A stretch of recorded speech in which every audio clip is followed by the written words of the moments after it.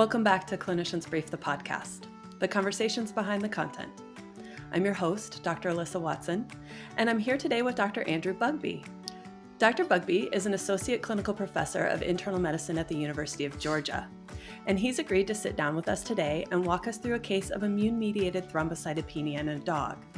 So in today's episode, we're going to review the main features of ITP, as well as discuss some medications that you should be reaching for, or some medications that you should avoid, or at least use cautiously in these really critical patients. Today's conversation was inspired by Dr. Bugbee's case-based pharmacology quiz that's titled Immune-Mediated Thrombocytopenia in a Dog, and you at home can find it on our website at www.cliniciansbrief.com. Hi, Dr. Bugbee. How are you doing today? Great. Happy to be here. Good. We're excited to talk about ITP with you. But before we get started, would you take a minute and just tell the audience a little bit about yourself? Definitely. I'm originally from Dallas, Texas, and did my undergrad and vet school training at Texas A&M University, and then came over to the University of Georgia for a rotating internship and internal medicine residency. And then I was on faculty at Purdue for a period of time, and then came back to the University of Georgia in 2014, and I've been here ever since. That's wonderful. My first boss went to Texas A&M, so. Oh, nice. All right, well, let's talk a little bit about ITP. We know that immune-mediated thrombocytopenia can be primary or secondary to other conditions. Which is more common? I would say probably primary is going to end up being most common, and whether that's a factor of us just not finding the underlying cause or not, I think is hard to kind of tell for sure. But for the majority of cases that have been reported or that we see clinically, most of the time we don't find an underlying reason for the ITP, and so that usually has why a lot of the studies have primary cases being more common than secondary cases. When we are lucky enough to find an underlying cause, what are some of those triggers for ITP? Yeah, I think some of the things we always get worried about are, depending on the age of the animal, sometimes neoplastic diseases can be associated with stimulating paraneoplastic ITP. Probably the big one in veterinary medicine is going to be infectious diseases. And so things like Ehrlichia or Rocky Mountain spotted fever, Babesia, Babesia. Yeah. anaplasma can also be at play with those guys. And then sometimes, occasionally, we'll run into systemic inflammatory diseases like SLE, or we've had a couple of animals come through Georgia recently that had endocarditis or discospondylitis that had manifested secondary ITP as a result of that. And then there's also a couple of drug associations that can be associated with it as well. So obviously things like chemotherapeutic agents, but things like antibiotics like TMS, so the sulfonamide drug class, or cephalosporins have also been associated with it. So, I really, whenever I'm talking to clients about ITP cases, I kind of let them know that, anything that stimulates the immune system has the risk of causing an aberrant immune response. And so it could be anything from, a known drug that was given to a bee sting that happened in the backyard that they didn't know about. So I think that's kind of what makes it hard to pin down the secondary cause sometimes. But I think being aware of what secondary causes are important, just because it dictates some of the diagnostic testing that goes into evaluating your ITP patients to make sure that you're treating them appropriately and not predisposing to either prolonged disease courses or poorer outcomes. Sure. This particular case, as I said in the intro, was centered around a German Shepherd, and there was some history for the case. The dog was up to date on vaccines, and the last vaccinations had been 6 months prior. So is there a current understanding of vaccination as a potential trigger for immune-mediated thrombocytopenia? Yeah, I mean, I think it's always one of those things that comes up just because, vaccination is such an important component of preventative care in veterinary medicine. And, a lot of our patients are getting vaccinated, regularly. And so invariably, some of those animals are going to develop autoimmune diseases. And um, one group kind of out of Purdue looked at kind of trying to have a temporal association between the development of ITP specifically and vaccination, and they didn't find a clear link between the two. I think for most people, if you've been vaccinated within 2 weeks, that potentially we could say that there may have been an association kind of with the immune stimulation from the vaccination that could have predisposed to the autoimmune reaction. For me, personally, it's a little bit harder to say that if it's been over 2 weeks since a vaccination, that it has any role kind of in the development of the autoimmune disease. But I think that nothing kind of definitive has been kind of shown to be a link between the two conditions, and not just ITP, but I think with any of the other autoimmune diseases as well. One of the things that I struggle with in general practice is whether or not to vaccinate these patients again. So, is there any Mhm. consensus on if these patients are recovered and off medicine, off medications, is it okay to vaccinate them in the future?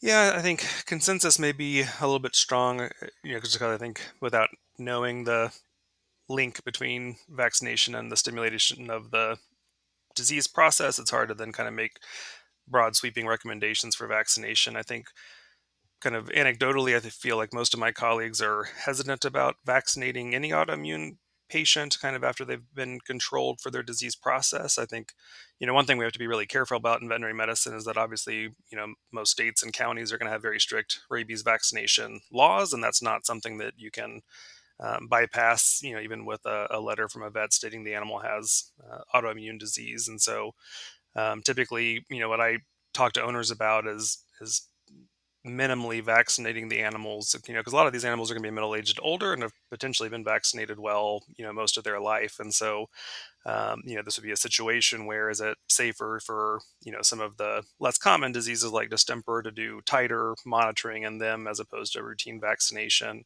But I think for vets in particular, we still need to be recommending whatever your local regulations are for rabies vaccinations and making sure that is very clear, just because that can turn into a legal issue if you've recommended not giving a rabies vaccination to the patients. And some of it's just tailoring the recommendations to your particular patients. Like I had a ITP patient who's traveled regularly with their owner to Mexico, and she knew that there was an endemic area that they were visiting that distemper was a big issue. And so the risk of infection kind of outweighed the risk of the Mhm. vaccination in that dog. And so we decided to vaccinate him. So I think, you know, probably figuring out what works for an individual patient and kind of what's going to be safe for them in the long run, and then kind of a careful monitoring, following rabies or any other vaccinations that you do. If you are vaccinating them, I do think it may be a good idea to kind of separate out vaccines and kind of give them, as a tapered course over time, as opposed to kind of doing a lot of vaccinations all at once that could overstimulate the immune system again. So yeah, so I think that I minimally vaccinate and kind of just do what's needed, but still recommend rabies at least every 3 years. Sure. That's some good insight, especially about maybe spacing the vaccines out a little bit. Hmm. Um, I know personally, I've diagnosed thrombocytopenia in a patient that was completely asymptomatic. I can remember a little chihuahua that came in for a dental cleaning, and we, drew for pre-anesthetic labs, and Surprise. couldn't, yeah, gushing from the jugular venipuncture site, which was scary. Hmm. Um, Usually, though, there, luckily are at least some signs of hemorrhage, that you're suspecting, oftentimes ecchymosis or melena, as there were in this case. So, how low do platelets need to be before spontaneous hemorrhage, starts to occur?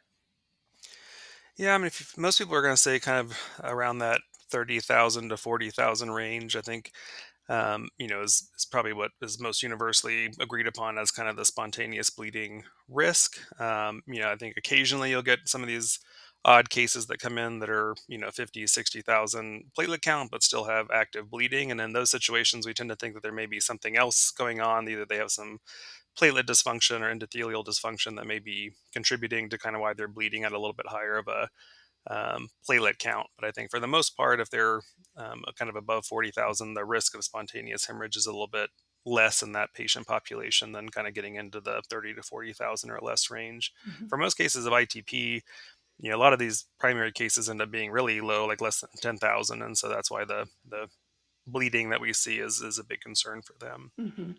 And so, besides the GI tract and the skin, where are some other places that, bleeding occurs and can lead to these really, critical presentations, like you mentioned?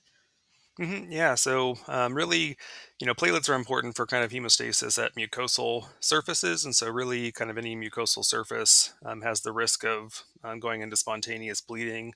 One of which is, why we see that at the gut, because it's kind of a really big mucosal surface that the body has, and so I think Other areas where you can sometimes see bleeding would be things like epistaxis. So they might, present with nosebleeds. Oftentimes it's going to be bilateral, could be unilateral if they've, hit their head on something and kind of had a traumatic episode that stimulated the epistaxis. I think some of the unfortunate areas where sometimes we notice bleeding happen is in the lungs, which is obviously not a great thing for the patient, as well as in some of the central nervous tissues. And so they can get hemorrhagic strokes in their brain, and they can also bleed into their spinal cord, which may cause some peripheral neurologic signs as well. So I think for the most part, I think skin and GI are relatively common, but bleeding from any mucosal surface is possible. I think unlike, some of the coagulopathies associated with clotting factors, those are more cavitary bleeds. And so we don't tend to see things like free blood in the abdomen or the chest with ITP. Usually it's going to be restricted to the mucosal bleeding for the most part. When we're looking at diagnostics, in addition to the low platelets, are there other clues that we can get from a CBC? I know lots of times when I have immune-mediated hemolytic anemia, I'll see like a high white blood cell count, along with that. Do we see that with ITP as well? Yeah. So, just like, you mentioned with IMHA that, the immune system's kind of ramped up. And so it is very Mhm. common to see a leukocytosis, and you may even pick up on a left shift to that being an active process and some toxic chains potentially. And then a lot of the patients, especially if they have evidence of petechiation or ecchymosis or melena, can also have a anemia associated with that. And a lot of times, since it's a loss, then the anemia tends to be regenerative, assuming there's been enough time, since the blood loss occurred and the evaluation to kind of allow that regenerative response. But I think anemia and kind of leukocytoses are very common in this disease process. Like you said, sometimes though, like in the animal that walked in that looked asymptomatic, they may not be as on fire as, some of these animals that present emergently. And so, the magnitude, may be lower in some of the minimally impacted or subclinical patients that are, maybe early on in the disease course or not have as severe of an inflammatory response. And you had kind of touched on this a little bit, but I was wondering about the degree of thrombocytopenia and if that helps us differentiate between primary and secondary. Do you have a cutoff, or is that more of a thing you kind of get a feeling for? Yeah, I mean, I think it kind of comes with some, experience of kind of seeing primary versus secondary cases. I would say a lot of the primary cases, have the more severe thrombocytopenias where their, counts are oftentimes less than 30,000 and frequently less than 10,000. And then, anecdotally looking at some of the patients that we've seen, here, a lot of the secondary cases, kind of may fall into that moderately to severely reduced platelet count, but kind of be in the 50 to 90,000 range on your CBC. And yeah, so I think if I have a case of suspected ITP that's not kind of less than that 30 to 40 cutoff, then I always am a little bit more concerned that it could be a secondary process that, we need to go looking for. Okay. Um, you talked a little bit in the article about antiplatelet antibody testing. So could you just speak to that a little bit more? When would you suggest using that diagnostic? Yeah, so it's not something we do very commonly. Most of the assays now are going to be flow cytometry, and so a lot of places may be kind of limited on their access to a flow cytometer. The test itself is kind of looking for antibodies, attached to or directed against the platelets themselves as a way to try to confirm that there is an autoimmune component to the patient's disease process or thrombocytopenia. I think the problem with the antiplatelet antibodies is it's a relatively non-specific test, and so that we know that a lot of cases of secondary ITP are going to have antibody production as well. So it doesn't necessarily mean it's primary in nature. And then in some of the studies, normal or dogs with ITP had normal counts and didn't have kind of abnormal readings consistent with antibody directed attack against platelets. And so I think that it's imperfect. I think kind of the situation where it may be worth considering is if you have kind of these nebulous cases where you think it could be ITP, but you're not really sure, and kind of confirming the presence of an antibody directed attack, may help you feel better about an immune mediated process going on. So I think that, in veterinary medicine, I think we're relatively good at, diagnosing ITP. And so I think that it's not a common test that probably is going to be needed, but I think it is available at some institutions and for those that the minority of cases that may be benefited by having that test run. So maybe it's just something good to keep in your back pocket. Yeah, and hopefully over time, it may become helpful or maybe find ranges that, better discriminate things. But I think right now it's just not as specific to kind of be recommended probably for every ITP case that comes in.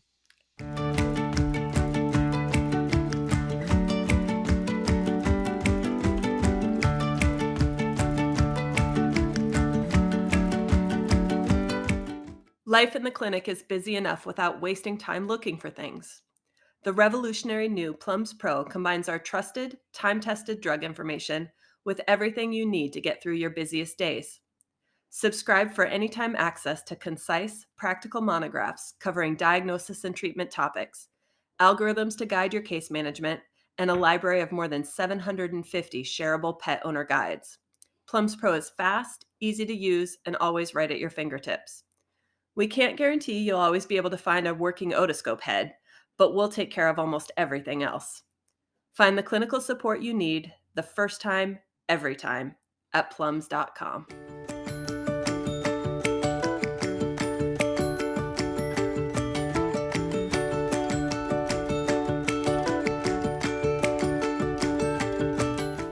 So let's change gears a little bit and start to talk about treatment, because that was kind of the focus of this quiz. I'm sure most clinicians are aware that immunosuppressive therapy is really going to be the cornerstone of treatment for immune-mediated thrombocytopenia. But there's lots of options out there. Why are glucocorticoids really considered the first line therapy? Yeah, I mean, I think that you're right. They're the kind of the old faithful, drug for autoimmune disease in general, and I think a lot of it has to do with just kind of the rapidity with which they work, and so they're a very kind of non-specific immune suppressing medication, and kind of impact both the innate and adaptive immune responses in the body.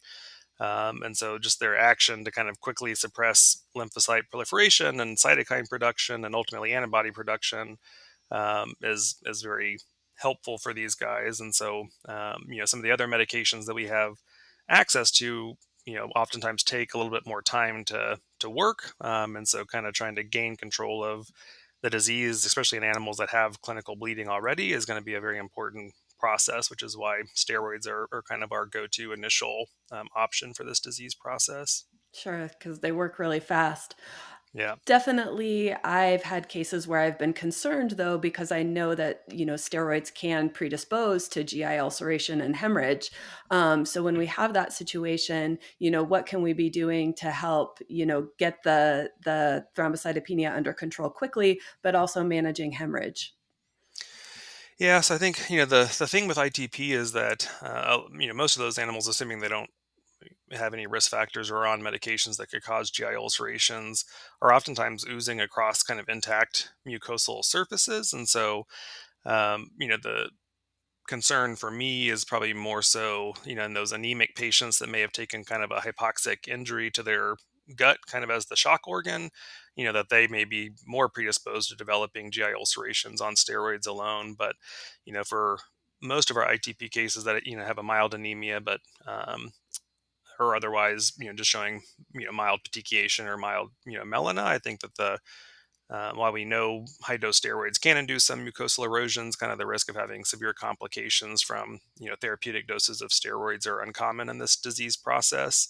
And there are some things that we can do to try to prevent or protect against the development of that. But I think the big thing that I work with students to try to understand is that if they come in with melena, it's oftentimes oozing across normal mucosa, and that is not necessarily reflective of the animal having an active ulcer that we need to be concerned about. So, what other immunosuppressive agents should you combine with corticosteroids with glucocorticoids if your patient is refractory to those medicines? Yeah, and I think we have lots of options, and I think kind of some of it may depend on the severity of the animal's disease. I think the animal that you were mentioning that came in for its procedure that didn't have any clinical signs and we incidentally diagnosed it, I think that in those situations, using steroids alone may be all you need to do to control that animal's disease. I think I get a little bit more concerned if an animal presents, with melena or any other forms of active bleeding, just because once bleeding starts, that usually is kind of a snowball effect, that is likely to get worse or contribute to complications down the road if we don't resolve the bleeding or thrombocytopenia quickly. And so if there's any form of active bleeding outside of petechiae or ecchymosis, I usually do start a secondary agent at the time of diagnosis along with the steroids. Some other times it may depend on, what we can do financially. Sometimes it may depend on if the animal can take oral medications or not. And so that may impact some of the decisions. But probably the most common, go-to medications for adjunctive therapy would be things like cyclosporin, mycophenolate, which can be helpful because it comes in an injectable form as well as oral medication. And then azathioprine is, again, kind of an older medication that's been around for a long time that is also a little bit less expensive than some of the other ones. And so that may be a good treatment option as well that may save some cost long term. And there's a lot of immunomodulatory therapies that can be tried as well. And so things like vincristine and IVIG that may also be beneficial. But I think for the most part, cyclosporin, mycophenolate, and azathioprine are probably the ones that most people use most commonly to kind of modulate the steroids and work with them. I think for me too, I think the size of the animal also impacts my decision, just because if it's a large breed dog, I feel a little bit queasy about having them on high dose steroids long term, just because Mhm. it could impact things like their, cranial cruciate ligaments and other ligamentous injury, things like that. And so I mainly use secondary agents in those cases just as a way to pred spare them and hopefully not have as much pred side effects over time. And so I think that is also a good justification for adding in a secondary agent from the get go for big dogs. So that's really helpful when we're adding, a secondary agent. What if we're still having problems? Do you just keep adding agents? Do you add a third agent, or do you switch what you're combining, say from prednisone and azathioprine to prednisone and mycophenolate? Yeah, I think a little bit just depend. I get a little bit nervous about adding too many medications, just because the more you add, the risk for more immunosuppression, and especially longer term after you gain control of the disease, they can develop opportunistic infections that can be problematic for these guys as well. Um, I think that if I have started steroids and have started a secondary agent and we're not seeing a good response, I think the options would be to either try a different antibiotic immunosuppressant. And so if you were using oral cyclosporin and the dog had a lot of GI bleeding and you were maybe concerned that the animal wasn't absorbing it and that's why it wasn't responding, then potentially transitioning on to IV mycophenolate may be a good alternative for that animal. I think the other option would be, if you have started medications and aren't seeing responses, that may be a reason to reach for things like vincristine or some of the, other kind of non Mhm. uh, traditional uh, medications that we've used in these guys as a way to try to boost your response and try to increase the platelet count. So you mentioned vincristine, and that is one of the things that I wanted to talk specifically about. hmm I've heard of just, giving the injection of vincristine. Is that continued, or is it just a one-time injection, get the platelets up faster, and then we don't go back to that drug? Yeah, so the dose we use is I would say most of the time we only give it once. You can give it once weekly until the animal responds to the therapy for the ITP. I would say most cases, even after one dose, it doesn't work immediately, and so sometimes it'll take a day or two before you start seeing an increase in the platelet count associated with vincristine administration. Um, but uh, but it's definitely a relatively quick acting therapy. And for a while there, we didn't know if the platelets that were released, because vincristine as a microtubule inhibitor causes fragmentation of kind of baby platelets off of the megakaryocytes kind of before they're, fully mature. And so we didn't know if they were actually functional platelets or if they were just making us feel better by increasing the platelet count. But one of our former residents at UGA did the study looking at um, those platelets that kind of were fragmented early, and actually found Hmm. that they were functional platelets. And so now we feel better that they are increasing the number, but also helping and contributing to hemostasis in those patients as well. So I think vincristine is one of those medications where the earlier you give it, the better. Just because if the animal starts to spiral or kind of decompensate, that may not be the best candidate for vincristine at that time. And so I usually tell clinicians that if you're going to do it at the time of diagnosis, so that way it has the couple of days to start working and contributing to increasing the platelet count, like your steroids and secondary agents are as well. But I think there are some things you got to be careful about. There's one study that came out looking at vincristine use with things like cyclosporin, and kind of those patients were predisposed to developing neutropenia in association with the vincristine. So you've got to be careful and make sure that some of the drug interactions don't work against you in those situations too. Well, that actually leads really nicely into my next question, which is how often are we bringing these patients back in to monitor, and what are you considering the baseline for monitoring therapy? Yeah, so I would say, typically once we find the drug protocol that works for them, I usually try to kind of let them coast on their medications for at least a month, and so like 4 weeks. And then based on kind of having a normal platelet count, we usually start reducing the steroid first, just because it's going to have the most side effects. And so trying to get that out of the picture is nice. And so typically kind of after that 3 to 4 week mark of having their platelets increase, then we'll start tapering their steroid by 25% every 2 to 4 weeks. And then usually once they're off the steroid, if they're on a secondary agent, then after about a month of being off the steroid, you could potentially consider tapering and getting rid of the secondary agent as well. And so most durations of therapy should be somewhere around that 4 to 6 month mark, that they're on lower doses of drugs before they come off completely, just to ensure that we allowed a complete reset of the immune response, and the animals showing signs of continued improvement. And kind of anytime you would get the patient in to consider a taper, then obviously we'd want a CBC, or at least a platelet count, to kind of look at a normal platelet count to make sure that a taper is safe in that patient before continuing. Then if at any point you see a trend down of the platelets, then we usually would just start by going back up to the last dose that controlled the disease, and just leaving them there for a little bit longer before attempting to taper again. So let's talk about some other medications, in these patients.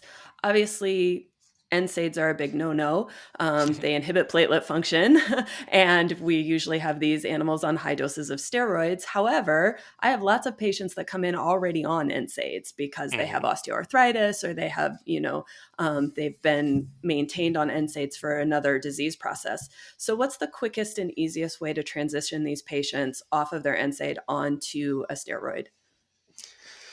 Yeah, I would say, sometimes that's a hard situation, just because, like we talked about, we know that steroids are going to be the fastest and most effective option for those guys. And some of it may depend on how critical the patient is. Your incidentally diagnosed ITP case, that may be a case where, could you stop the NSAID and start them on a secondary agent as a monotherapy first, and see if cyclosporin alone or mycophenolate alone was enough to control their disease, and give them a 5 day washout from the NSAID. And if their platelets were still low, then start steroids at that point. I think probably the worst situation is the animal that presents on emergency, that is anemic and have active bleeding, and we probably don't have 3 to 5 days of a washout time before that patient would succumb to the disease process. And so sometimes we do have to take the risk of starting the steroid even without an appropriate washout from the NSAID.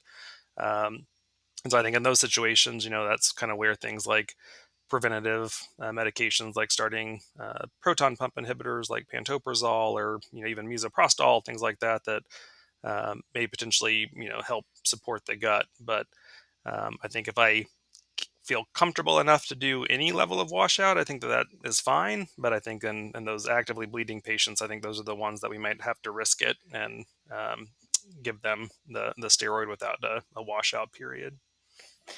And then potentially use some of those other, gastroprotectants and supportive therapy like you were just talking about. Yeah.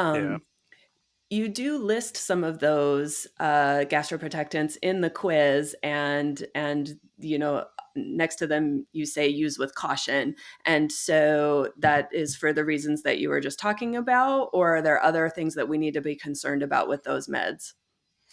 Yeah, so I mean,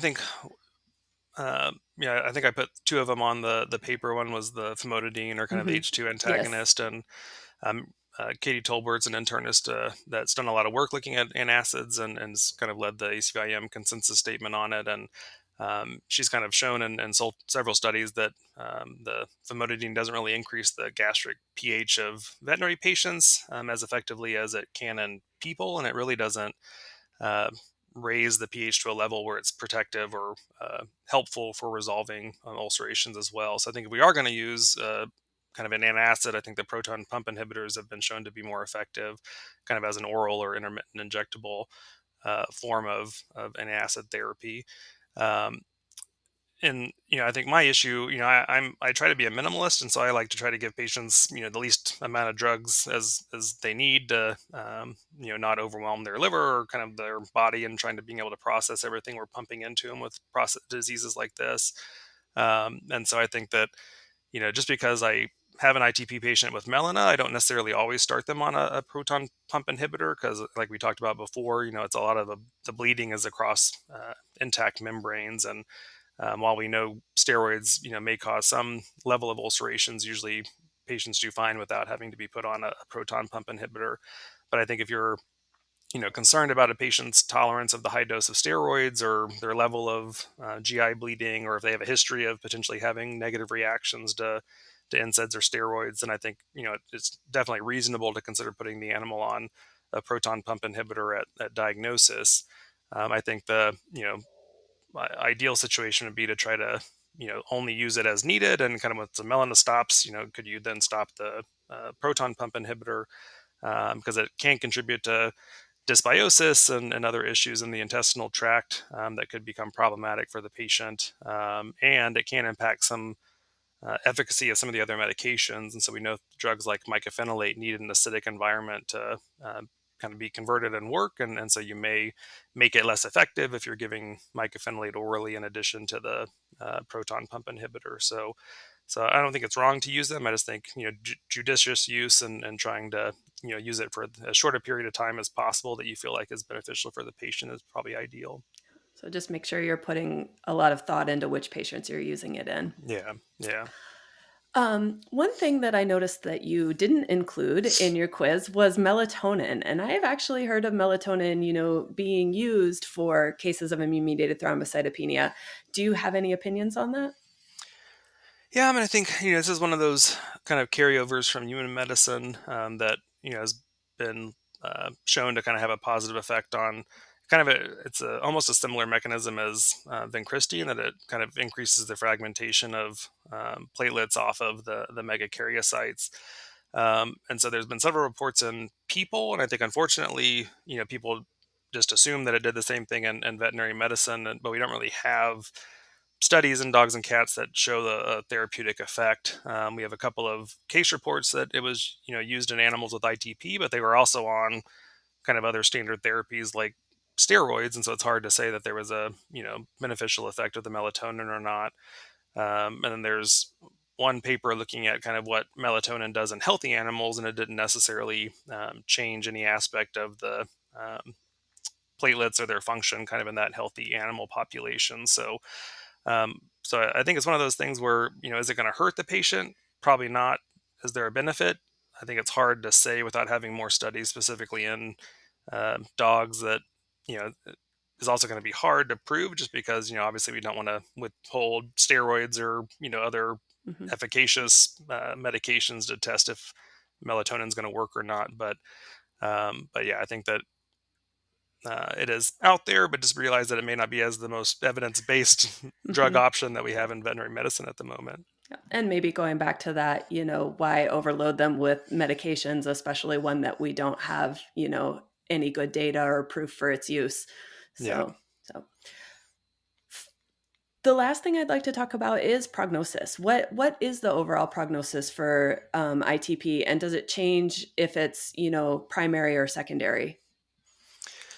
Yeah, so I mean, I think, looking at some of the studies and kind of just anecdotally at our case numbers at Georgia, the prognosis tends to be relatively good. I think that, some reports are anywhere from 75 to, kind of 87% survival to discharge. Um, and so I think that we do a good job about recognizing it and managing it. And I think that owners are very, committed and are able to do a lot of the things that we're recommending for them. Um, I think the kind of difference between primary and secondary ITP a lot of the times depends on, what the secondary cause is. If it's secondary to something like hemangiosarcoma, then obviously, regardless of what we do, it's not going to be a great outcome. Whereas if it's something like Rocky Mountain spotted fever, then that becomes a lot, better as a prognostic. And so I think we do fairly well and have good numbers with it. I think the bigger issue for us in veterinary medicine is the relapse rate, just because that can be an issue over time. And so some of the studies have, reported up to 50% relapse rate in patients that survived a discharge. And so Mm. that, kind of hammers home the importance of, regular monitoring, even on animals that you're able to taper off of, therapy. You probably still want to get them in, at least a couple of times a year to make sure that you are catching any issues early. Um, Prognostic wise, kind of the major things that have been reported are kind of associated with active bleeding at the time of presentation. And so things like an increased, BUN or discordant BUN to creatinine ratio, as well as the presence of melena, have been shown to be associated with kind of worse outcomes. I would say in general, I might apply that to kind of any active bleeding. Obviously, if you're, bleeding into your lungs or your brain, or your GI tract, that, probably makes you a little bit worse than the animal that has no signs of bleeding.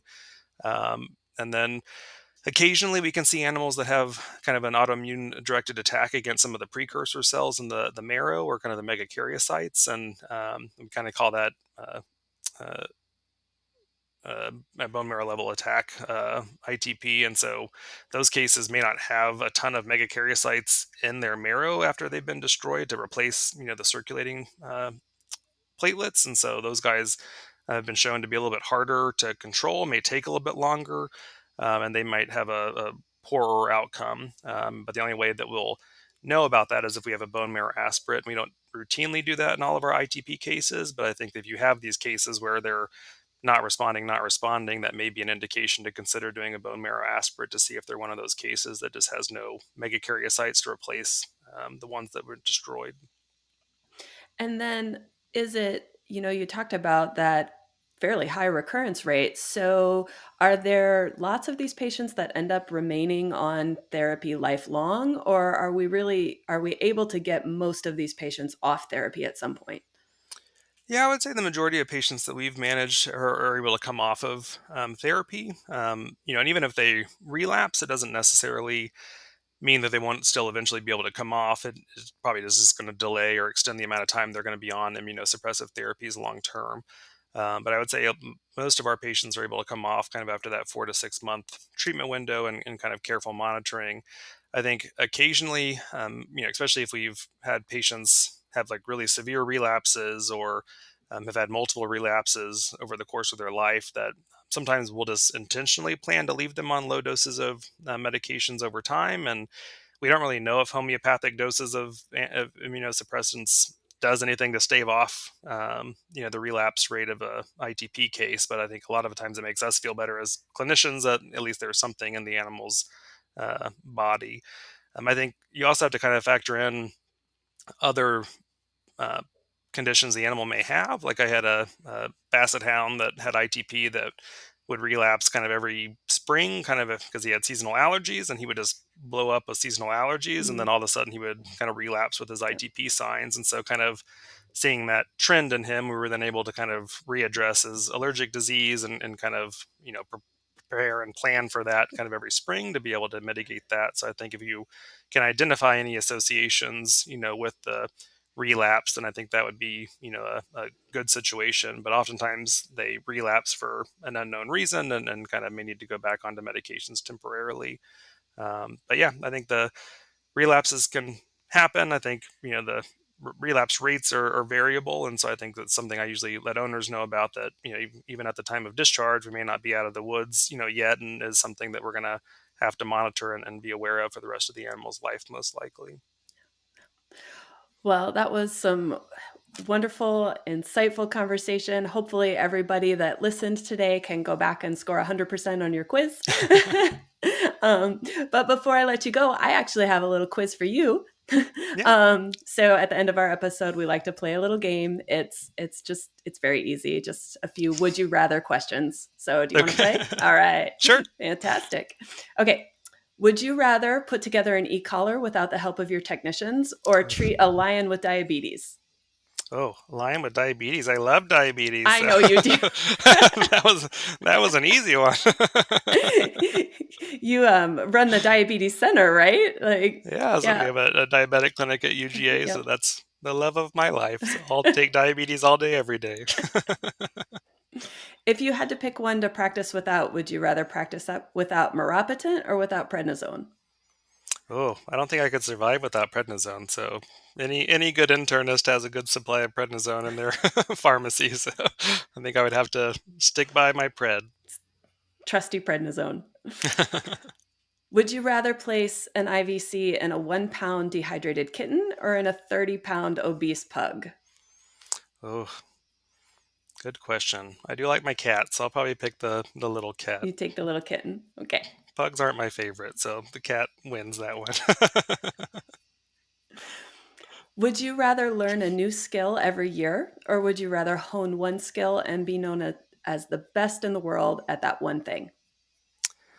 Oh, I probably would like to be a jack of all trades. So I think that's why I like being an internist, is we get to do a little bit of everything. So I think maybe expanding my skill set and being good at a lot of different things would be more enticing to me. Yeah, I agree. I like to learn something new every chance I get. All right, final question, and this one is the most important. If you were the inspiration for a veterinary superhero, would you be in the Marvel universe or the DC universe? Oh, Marvel for sure. Absolutely, and you answered correctly. Well, that was it. I hope you had fun playing our little game. Awesome. Yeah, that was great. And thank you again for joining us. This was wonderful. No problem. I loved being here. Thank you for listening to today's episode. If you enjoyed our episode, you can find us wherever you listen to your favorite podcasts, including a video version now available on YouTube. While you're there, make sure you subscribe, rate, and review us. You can also listen to or watch our podcast episodes on our website at cliniciansbrief.com/podcasts, or drop us a line at podcasts@briefmedia.com. Clinicians Brief the Podcast is a Brief Media production, produced by Alexis, Ussery, and hosted by Dr. Alyssa Watson.